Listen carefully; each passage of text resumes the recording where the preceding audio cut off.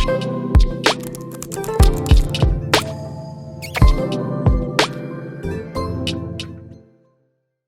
Product by definition हम scalar product को कुछ इस तरह से डिफाइन करते हैं a डॉट बी। सिंपली आप सबसे पहले दो वेक्टर्स को अगर आप उनका स्केलर प्रोडक्ट कैलकुलेट करना चाहते हैं तो आप उनको एक कॉमन ओरिजिन पे लेकर आएंगे, यानी कि a और b जो हैं उनकी जो टेल्स हैं वो आपस में जो है ना वो मैच करेंगे। अब a और b के दरमियान एंगल थीटा है, तो अगर आप a और b का डॉट प्रोडक्ट या स्केलर प्रोडक्ट कैलकुलेट करना चाहते हैं तो हम उसे कुछ इस तरह से फिजिकली डिस्क्राइब कर सकते हैं कि आपने जो है एक वेक्टर की मैग्नीट्यूड ले लेनी है, जैसे कि मैं यहां पर आपको स्क्रीन पे नजर आ रहा है मैग्नीट्यूड ऑफ b, और उसको मल्टीप्लाई किसके साथ कर देना है, component of second vector along first vector. यानी कि आपने b की मैग्नीट्यूड ली है तो अब आप क्या करेंगे, a का कंपोनेंट ले लेंगे किस पर, b पे।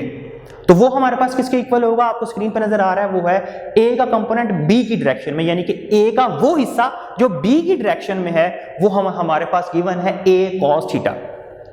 तो फिर हमारे पास a डॉट बी किस तरह से डिफाइन हो जाएगा, b a cos थीटा, यानी कि a b cos थीटा। तो हम स्केलर प्रोडक्ट को डिफाइन करते हैं a b cos theta.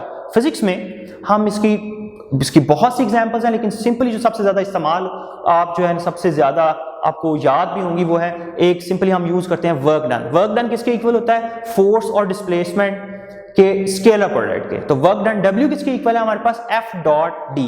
F dot D को हम अगर स्क्रीन पे आपको नजर आ रहा है, अगर हम डिफाइन करें कि हमारे पास डिस्प्लेसमेंट वेक्टर है और एक फोर्स जो है वो एक ऑब्जेक्ट पे एक्ट कर रही है जिसको एक जगह से दूसरी जगह लेके जा रही है और फोर्स डिस्प्लेसमेंट तक एक्ट करती है, और अगर आप वर्क डन कैलकुलेट करना चाहते हैं एंगल थीटा बन रहा है, फोर्स का कंपोनेंट जो डिस्प्लेसमेंट की डायरेक्शन में है वो F cos थीटा है। तो वर्क डन हम किस तरह से डिफाइन करेंगे, W is equal to F dot D, और अगर आप इसे ओपन करें तो एफ डी कॉस थीटा जो है वो हमारे पास होगा। इसी तरह से एक दूसरी एग्जांपल जो है वो हम कोट कर लेते हैं, तो हमारे पास है जी इलेक्ट्रिक फ्लक्स। इलेक्ट्रिक फ्लक्स जो है फाई से रिप्रेजेंट किया जाता है और ये किसके इक्वल होता है, electric intensity E dot product किसके साथ, एरिया वेक्टर के साथ, E dot A. Next scalar product की जो प्रॉपर्टीज हैं उनमें सबसे जो पहली प्रॉपर्टी है वो ये है कि जो स्केलर प्रोडक्ट है ये पोजीशन पर डिपेंड नहीं करता, यानी कि ये कम्यूटेटिव लॉ होल्ड करता है इसके लिए, a dot B is equal to B dot A. इसके अलावा अगर हमारे पास परपेंडिकुलर वेक्टर्स हैं तो लाजमी तौर पर जो डॉट प्रोडक्ट है वो जीरो होगा। तो a डॉट बी 90 डिग्री होगा, a डॉट बी जीरो होगा अगर a और b के दरमियान एंगल जो है वो 90 डिग्री है। a b cos 90 जीरो होगा तो हमारे पास जीरो आ जाएगा। अब आपको स्क्रीन पे नजर आ रहा है कि हमारे जो रेक्टेंगुलर यूनिट वेक्टर्स हैं i j और k वो क्योंकि एक दूसरे के साथ 90 डिग्री का एंगल बना रहे होते हैं, इस वजह से उनका जो रिस्पेक्टिव डॉट प्रोडक्ट है वो भी जीरो होगा। इसके अलावा अगर हमारे वेक्टर जो हैं वो पैरेलल हैं तो जो डॉट प्रोडक्ट है वो हमें मैक्सिमम आंसर देगा cos जीरो। पैरेलल की वजह से अगर दो वेक्टर्स पैरेलल हैं तो एंगल उनके दरमियान जीरो होगा।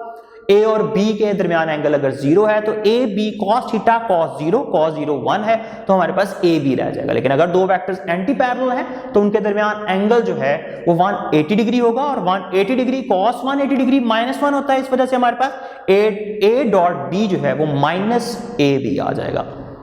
इसके अलावा हम सेल्फ प्रोडक्ट भी ले सकते हैं, यानी कि आप एक वेक्टर को उसके अपने साथ ही मल्टीप्लाई कर दें। अब कोई वेक्टर अपने ही साथ कितना एंगल बनाएगा, एक वेक्टर अपने ही साथ 0 डिग्री एंगल बनाता है। तो cos 0 1 है तो a डॉट a को हम कुछ इस तरह से डिफाइन कर सकते हैं, a multiply by a cos 0, a multiply by a हमारे पास a स्क्वायर आ जाएगा। और नेक्स्ट इसी से हम जो है वो डॉट प्रोडक्ट अगर कैलकुलेट करें यूनिट वेक्टर्स का i के साथ, सेल्फ प्रोडक्ट j का j के साथ, k का k के साथ, तो हमें हमारे पास जो आंसर आएगा वो 1 है, क्योंकि i डॉट i स्क्वायर यानी i की मिकदार का स्क्वायर, और i क्यों है यूनिट वेक्टर है उसकी मिकदार 1 है, तो हमारे पास i dot i, j dot j, k dot k जो है ये 1 होंगे। लास्ट पे हम स्केलर प्रोडक्ट को रेक्टेंगुलर कंपोनेंट्स की फॉर्म में किस तरह से लिख सकते हैं। अगर a और b in terms of rectangular components given है axi प्लस ayj प्लस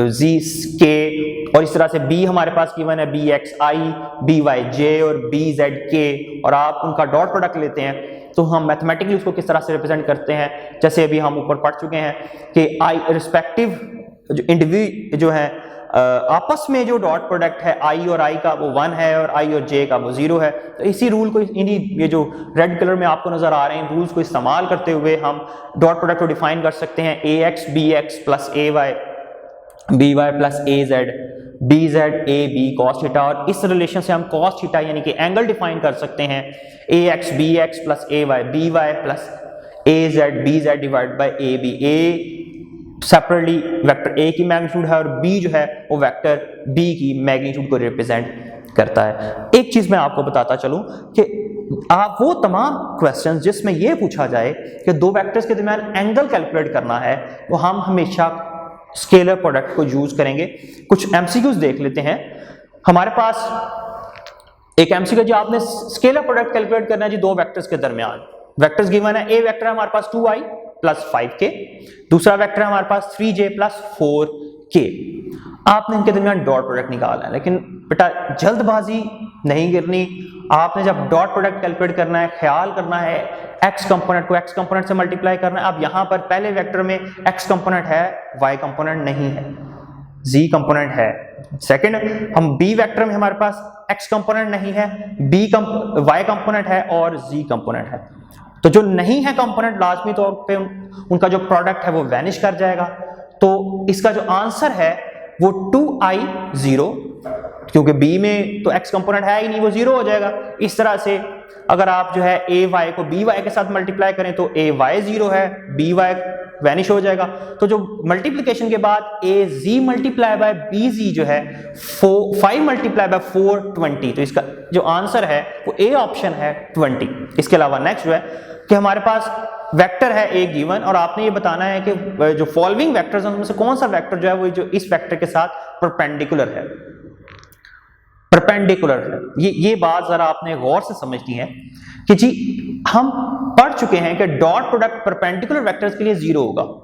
तो वो कोई भी वो ऐसा वेक्टर जो इस वेक्टर के साथ परपेंडिकुलर है वो उसका डॉट प्रोडक्ट 0 होगा, वैनिश कर जाएगा। तो अगर आप क्रॉस चेक करें तो डी जो ऑप्शन है वो पर सूटेबल ऑप्शन है कि अगर आप उसमें मल्टीप्लिकेशन करें, डॉट प्रोडक्ट लें तो 3i 3 2j 2 -5 3 2 जो है ये 5 और -5 जो है ये वैनिश कर जाएगा, यानी कि डी ऑप्शन जो है वो इसके लिए ठीक है। इससे नेक्स्ट हमारे पास है जी वेक्टर प्रोडक्ट। वेक्टर प्रोडक्ट की डेफिनेशन है जी कि आप दो वेक्टर्स को मल्टीप्लाई करते हैं और आंसर एक वेक्टर आ जाता है। A vector multiply by B vector, answer है हमारे पास एक नया वेक्टर जिसकी मैग्नीट्यूड है ए बी साइन थीटा, और यहां पे एन जो है ये नॉर्मल को रिप्रेजेंट कर रहा है और ये जो एन जो है ये ए और बी दोनों पर नॉर्मल होगा। और इसकी डायरेक्शन हम किस तरह से कैलकुलेट करते हैं, आपको स्क्रीन पर नजर आ रहा है। इसकी डायरेक्शन कैलकुलेट करने के लिए हम राइट हैंड रूल यूज करते हैं।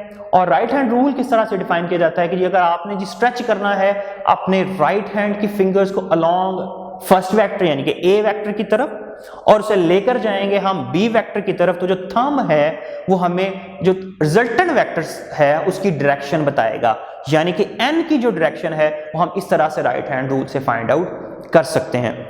कुछ एग्जांपल देख लेते हैं। जो टिपिकल एग्जांपल्स हैं वेक्टर प्रोडक्ट के लिए वो हम टॉर्क है, टॉर्क किस तरह से डिफाइन किया जाता है, आर मोमेंटम और फोर्स जो है उसका क्रॉस प्रोडक्ट। इसके अलावा एंगुलर मोमेंटम एल जो है वो किस तरह से डिफाइन किया जाता है, रेडियस वेक्टर और लीनियर मोमेंटम के क्रॉस प्रोडक्ट से आ जाता है। इस तरह से जो मैग्नेटिक फोर्स है, मैग्नेटिक फोर्स को हम डिफाइन करते हैं वो वेलोसिटी और मैग्नेटिक फील्ड के क्रॉस प्रोडक्ट के बाद हम उसे जो है मल्टीप्लाई कर देते हैं चार्ज की वैल्यू से, तो हमारे पास जो है मैग्नेटिक फोर्स आ जाती है। उस चार्ज पर जो चार्ज जो है वेलोसिटी v के साथ मैग्नेटिक फील्ड b में मूव कर रहा है।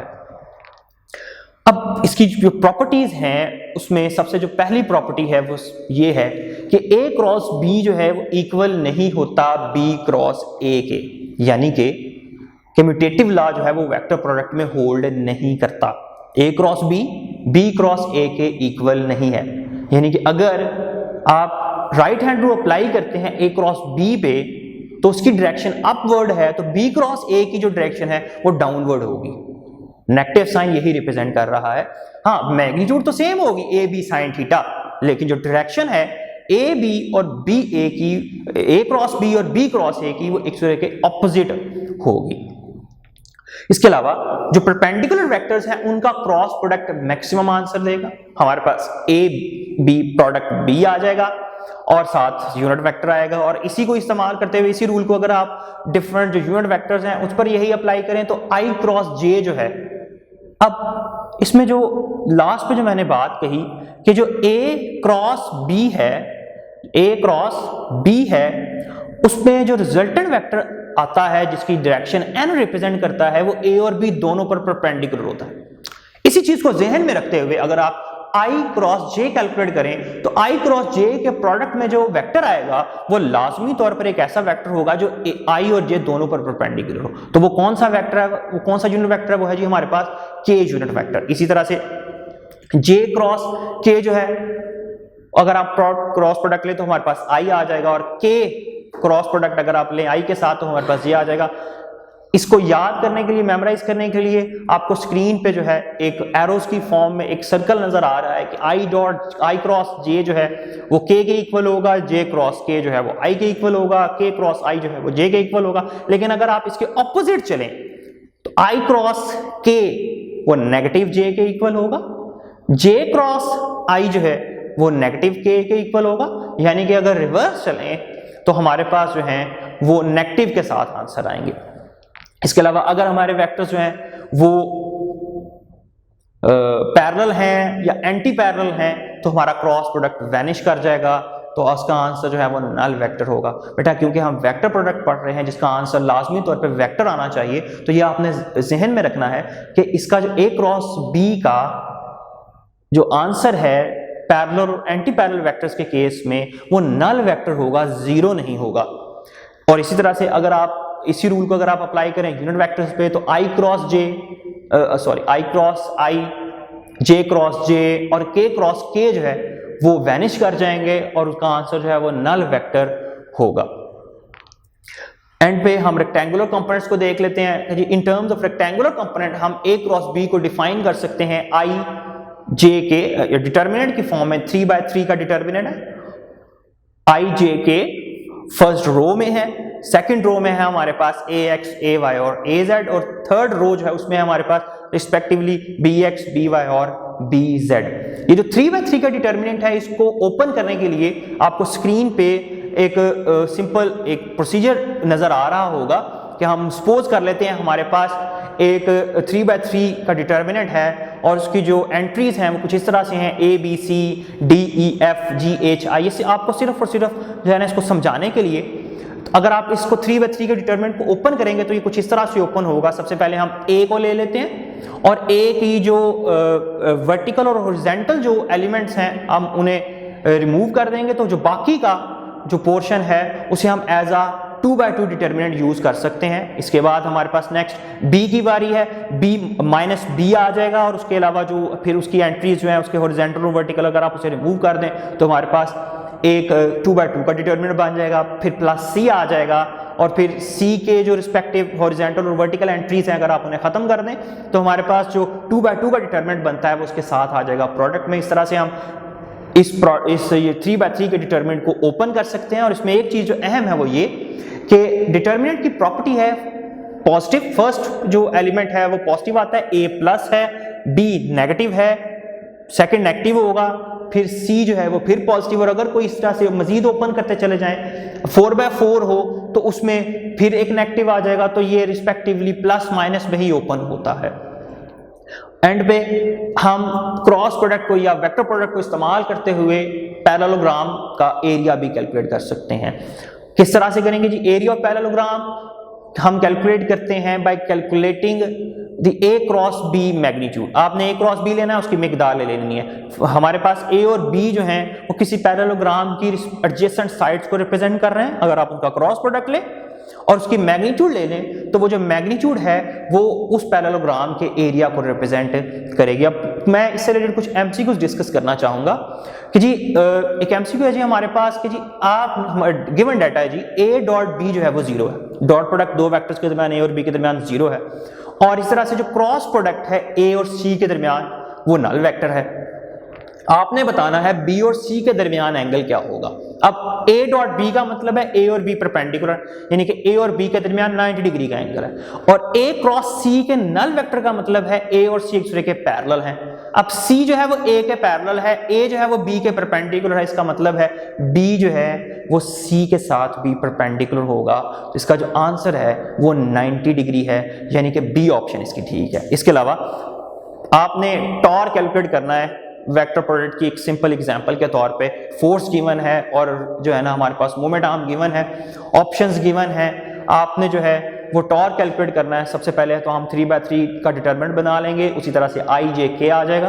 अब इसमें क्योंकि फर्स्ट वेक्टर जो है टॉर्क में मोमेंट आर्म होता है, इसलिए सबसे पहले हम आर के कंपोनेंट्स लिखेंगे रो में और फिर हम एफ के कंपोनेंट्स लिखेंगे रो में। तो वो लिख लेते हैं -2, आपको स्क्रीन पे नजर आ रहा होगा, -1 2 -j 2 1 3 रिस्पेक्टिवली। अब आप इसको अगर कैलकुलेट करें, इसकी कैलकुलेशंस में आप सिर्फ अगर फर्स्ट कंपोनेंट को कैलकुलेट कर लें तो आप इसका आंसर जो है ना वो बता सकते हैं। अब सिर्फ आई का कंपोनेंट कैलकुलेट करते हैं। सबसे पहले आई, बाकी का डिटरमिनेंट ले लेंगे 2/2 वाला, तो वो 2 3 2 -5 1 3 बन जाएगा। अगर आप इसको ओपन करें 2/2 के डिटरमिनेंट को, तो 2 × 3 6 -1 × -5। अब -5 और वो जो माइनस है ये दोनों आपस में मिलके प्लस हो जाएंगे, तो 6 + 5 11 आ जाएगा। अब 11i हमारे पास आ गया। अब मैंने सिर्फ अभी इसको स्टार्ट किया है और इसी से मैं अपने एमसीक्यू को सॉल्व कर सकता हूं, आगे जाने की जरूरत नहीं है। हाँ जी, 11i किस ऑप्शन के अंदर 11i मौजूद है? अगर आप देखें ए में है लेकिन नेगेटिव के साथ, ये गलत है। बी में नहीं है, सी में नहीं है, तो जो डी ऑप्शन है वो इसकी ठीक ऑप्शन है। आगे कैलकुलेट करने की जरूरत नहीं है अगर आपने इतना ठीक कर लिया है तो।